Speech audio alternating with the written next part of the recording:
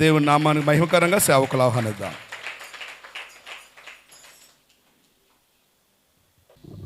దేవుని నామానికి మహిమ కలుగునుగాక. మార్కు సువార్త 4వ అధ్యాయము 20వ వచనం చూడండి.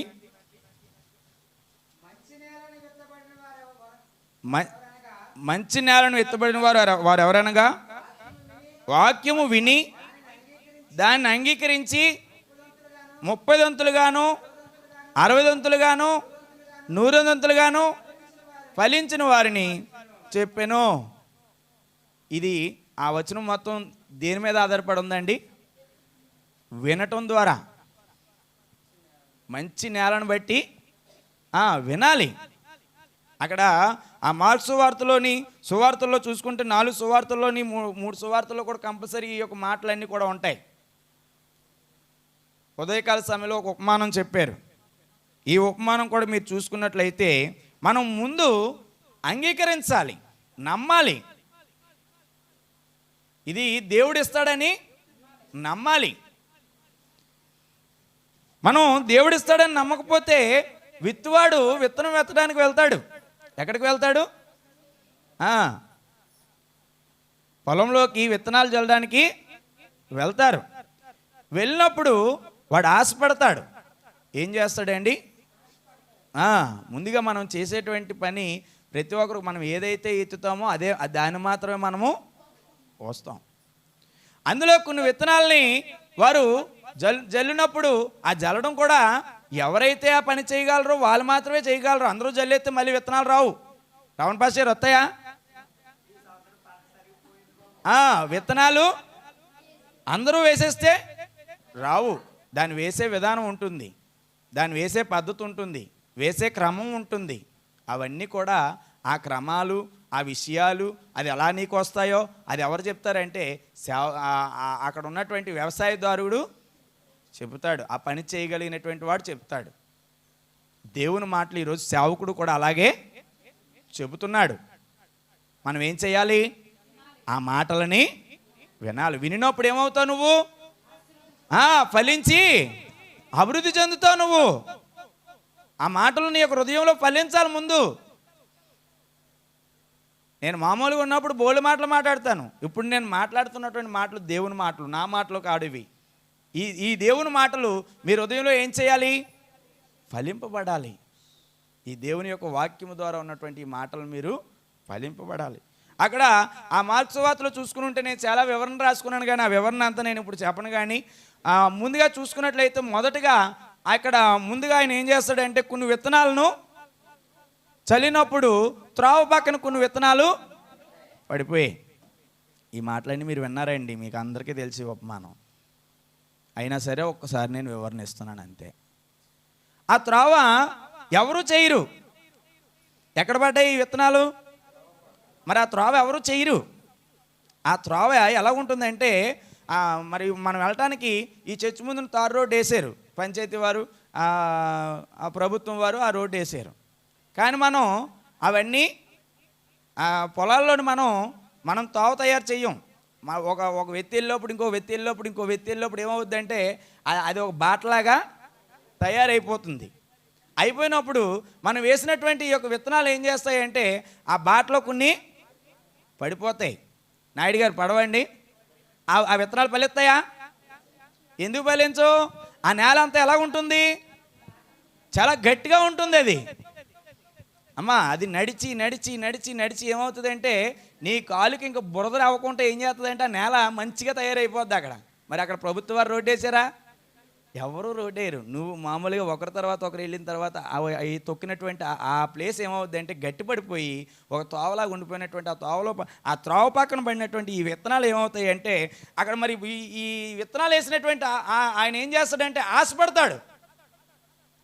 ఏం ఆశపడతాడు? కానీ ఎక్కడ పడ్డాయి? మరి త్రోవ పక్కన పడ్డాయి. ఎలాగొస్తాయి? అవి ఇంక రావు. అవి ఇంక రావండి. అవి ఆశ ఉంటుంది. ప్రతి ఒక్కరు కూడా ఏం చేస్తారంటే ఆశతోనే ఫలించాలన్నటువంటి ఆలోచనతో ఆ విత్తనాలు వేస్తూ ఉంటారు. మరి అలాగే రెండోది చూసుకున్నట్లయితే ఇదంతా కూడా మీరు 4వ అధ్యాయంలోని మొదటి నుంచి 10 వచనాలు 15 వచనాల వరకు చదువుకున్నట్లయితే మీకు ఆ విషయాలన్నీ అక్కడ ఉంటుందండి. ఎక్కడ పడ్డాయండి? కొన్ని విత్తనాలు రాతి నేల మీద పడ్డాయి. ఇక్కడ చూసినట్లయితే చాలామంది ఏం చేస్తారంటే మరి వేసినటువంటి విత్తనాలు పైన ఒక లేరు మాత్రం మట్టి ఉంటుంది, కానీ కింద రాయి అయితే ఉంటే మాత్రము ఆ విత్తనం కూడా అది ఏం చేస్తుందండి? అది ఫలించదు. ఎందుకు ఫలించదు? చర్చికి వస్తాం కానీ నేను కనబడుతున్నాను, చక్కగానే ఉన్నాం మేమైతేని. మేము బాలరాజ్ భాష గారు చెప్తే కానీ కొన్ని విషయాలు మనకి, ఆయన అనారోగ్య ప్రాబ్లం మనకి తెలియలేదు. అలాగా ఈ వేసినటువంటి విత్తనాలు కిందన రాయి ఉంటే మాత్రం ఆ విత్తనము ఫలించదు. శ్రమ పై మాత్రమే అది. ఎందుకంటే రాయి ఉన్న దగ్గర రమణపారి నాయుడు గారు చెప్పాలి, మీరే నాకు సాక్ష్యం, వ్యవసాయదారులు ఇద్దరు కూడాను మొదటి నుంచి అవి వేస్తారే కానీ ఆ రాతి వినాలి. ఎప్పుడైతే కిందని ఆ రాయి పిక్కలు అవి ఉండడం వల్ల ఏమవుతుందంటే అవి ఏవి కూడా ఫలించు. వాగ్దానం చేసేస్తారు దేవునికి వాగ్దానాలు చేసేస్తారు. బోల్డు నేను అలాగేస్తాను, ఇలాగిస్తాను, అలా చేస్తాను, ఇలా చేస్తానని వాగ్దానాలు చేస్తారు. చాలామంది ఏం చేస్తారంటే నేను చర్చికి వస్తేనే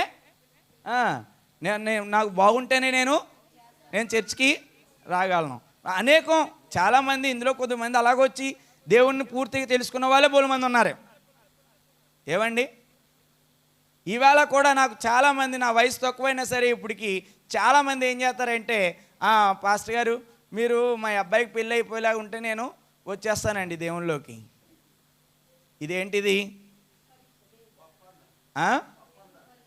అదే అందుకనే చెప్పాను ఆ మాట. ఎందుకు చెప్పాను? ఆ విత్తనాలు వేస్తే పైన లేరు మాత్రం మట్టి మాత్రమే వరకే అవి మొలుస్తాయి. ఆ కిందకి ఏళ్ళు తన్నాలంటే రాయి ఉండకూడదు. ఇక్కడ ఈ పై మాటల ద్వారా చర్చిలోకి వచ్చే వాళ్ళు ఏంటంటే వీళ్ళకి అనేకమైనటువంటి వీళ్ళకి వాగ్దానాలు ముందు యేసుప్రభు వారు ఏంటంటే ఇంకా సాక్షాత్తు వాళ్ళకి కనబడిపోయి ఆయనకి మనుషుడికి అయితే మాత్రం అండి ముందుగా మనం నిర్ణయించుకుంటే మనిషి యొక్క హృదయం చాలా చెడ్డదండి. అది బహు ఘోరమైనది. అది 10 రూపాయలు వచ్చి 20 రూపాయలు అడుగుతాడు దేవుణ్ణి, 20 రూపాయలు వస్తే 30 రూపాయలు అడుగుతాడు దేవుణ్ణి.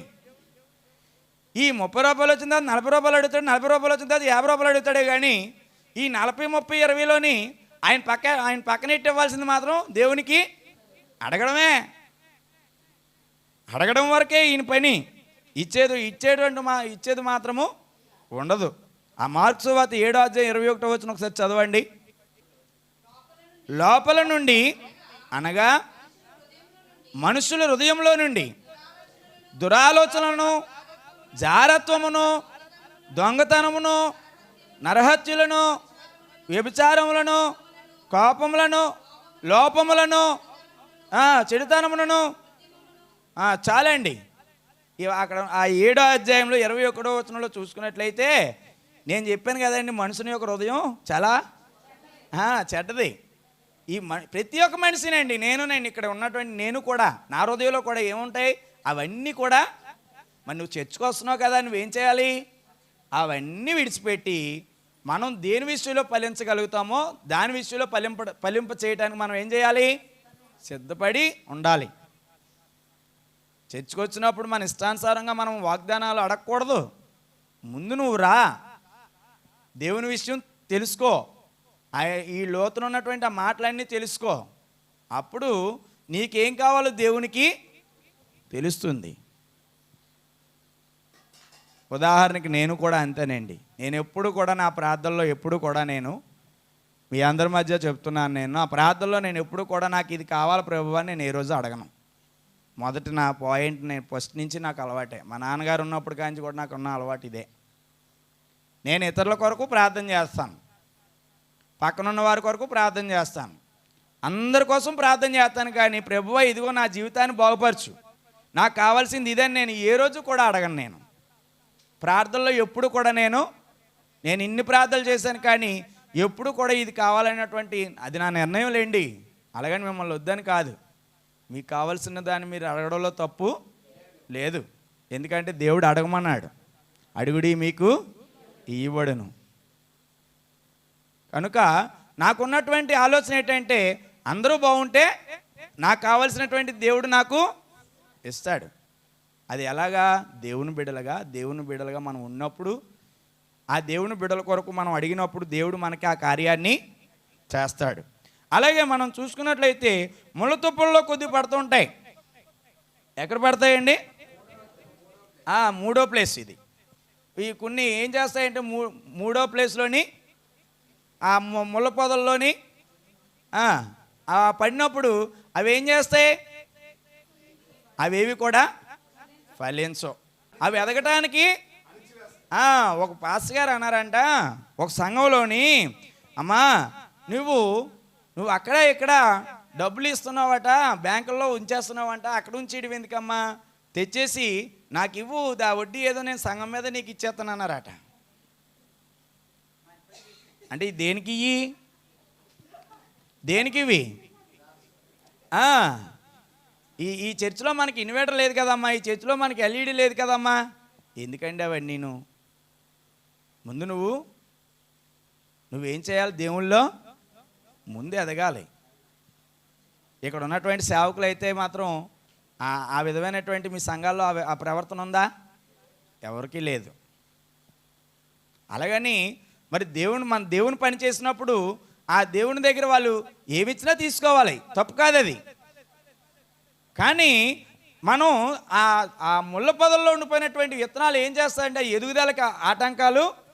సాతాను ఏం చేస్తాడంటే అనేకమైనటువంటి ఇబ్బందులు గురి చేస్తాడు, వస్తాడు అనేకమైనటువంటి మన యొక్క జీవితాల్లోకి వచ్చి నీ ఎదుగుదలను అలా కాదు ఇలా కాదు అలాగా, ఈ ప్రతి విషయాన్ని ఇది అలా కాదు ఇది ఇలాగని మనకి ప్రభువుని నమ్ముకోలేనటువంటి వారు, ప్రభువుని తెలుసుకున్నటువంటి వారు కూడా ఈ విషయాలు మనకి బోధిస్తూ ఉంటారు.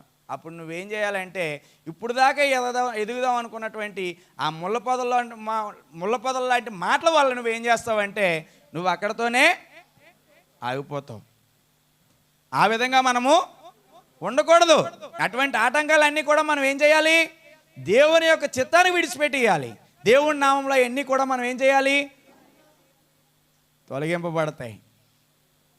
కాబట్టి ప్రియులారా, మన నాలుగో విషయం చూసుకుంటే ఈ మంచి నేలలో వేసినటువంటి విత్తనాలు నేను ముందే మీకు తెలియజేసాను. నేను మీకు స్టార్టింగ్లోనే ఈ మంచి నేలలో ఉన్నటువంటి విత్తనాలు ఏం చేస్తాయంటే అవి ఫలించి 100 దంతులుగా, 30 దంతులుగాను, 60 దంతులుగాను, అవి 100 దంతులుగాను మనం ఏం చేస్తామంటే ఫలించి అభివృద్ధి చెందడానికి అవకాశం ఉంటుంది. మనం ఎప్పుడు ఏం చేయాలంటే ముందుగా మనం దేవుని మాటను వినాలి. మంచి నేలలో ఈ 4వ మాటలో అదే ఉంది. మంచి నేలలోని పడినటువంటి విత్తనాలు ఎలాగైతే అవి ఫలించి అభివృద్ధి పొందుతాయో అలాగే దేవుని మాటలన్నీ కూడా మీరు విని ముందు సక్రంగా వింటేనే మీరు ఆ అభివృద్ధిని అంతా కూడా పొందుకుంటారని నేను ప్రేమపూర్వకంగా మీ అందరికీ కూడా నేను తెలియజేస్తూ, నా మాటలు ఇంకా చాలా మాటలు ఉన్నాయి కానీ నేను అవన్నీ కూడా నేను ఇప్పుడు మీకు చెప్పలేను కానీ సమయం సరిపోదు కనుక మరొకసారి నాకు అవకాశం ఉంటే నేను ఇంకా మీకు వివరణ ఇవ్వడానికి నేను సిద్ధపాటు కలిగి జీవిస్తానని మీ అందరికీ కూడా నా హృదయపూర్వక వందనాలు తెలియజేసుకుంటే అవకాశం ఇచ్చినటువంటి సేవకులకు దేవుని పేరట వందనాలు. దేవునికి స్తోత్రం. హల్లెలూయా.